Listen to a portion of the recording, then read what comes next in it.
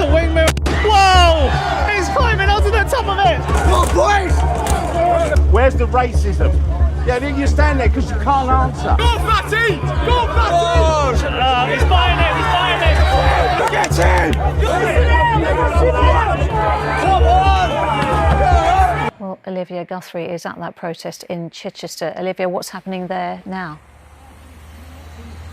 Well, Lucrezia, that decision by the government to appeal that Tuesday High Court decision about removing asylum seekers from the Bell Hotel in Epping has certainly served to further incense the anti-immigration protesters here in Chichester. Now, there is a small group of counter-protesters across the road just out of shot, but they are vastly outnumbered. Now, earlier, I spoke to some of the asylum seekers who are resident here at the Park Hotel, which includes families with small children. One woman from Pakistan told me that everyone inside has a genuine asylum claim. Ladies and gentlemen, the fight over the Bell Hotel in Epping is far from over. Tomorrow, the Court of Appeal will hear a brand new challenge as Labour and the hotel owners attempt to overturn the High Court injunction that stopped migrants being housed there.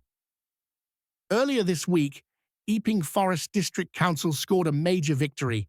Judges ordered that the Bell Hotel could no longer be used to house asylum seekers. The owners, Smani Hotels Limited, were given 14 days, meaning by September 12th, migrants must leave.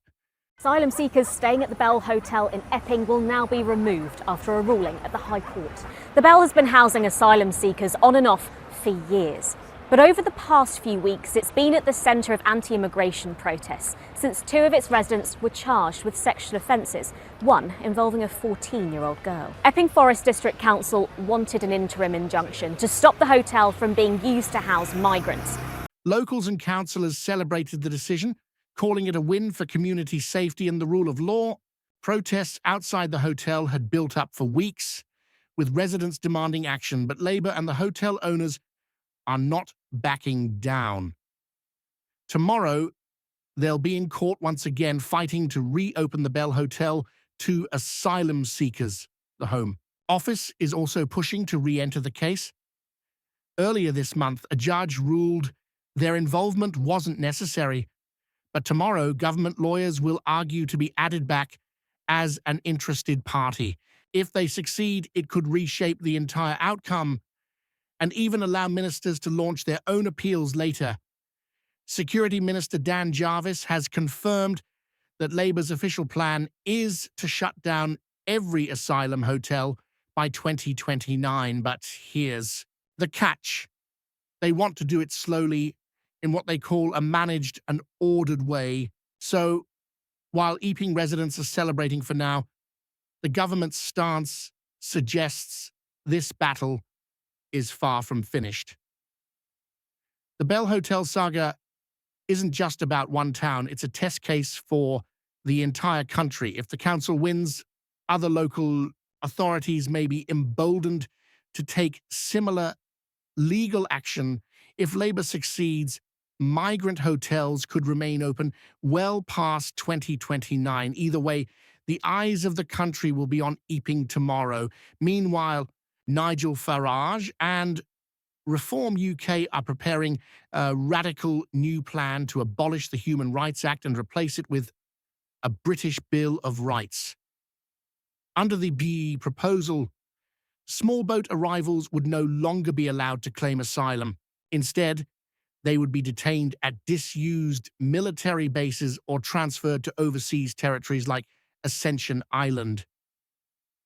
Reform also wants to negotiate deportation deals with countries such as Afghanistan, Eritrea, Rwanda, and Albania, and they propose a carrot and stick scheme, offering $2,500 and a free flight for voluntary return or forced deportation for those who refuse.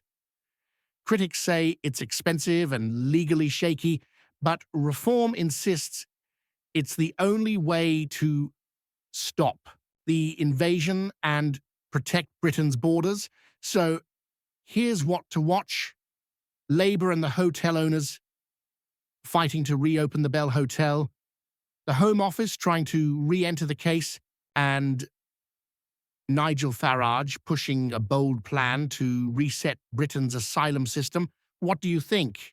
Should councils have the power to shut down migrant hotels, and could Reform UK's plan actually work? Tell me in the comments below. Don't forget, like and subscribe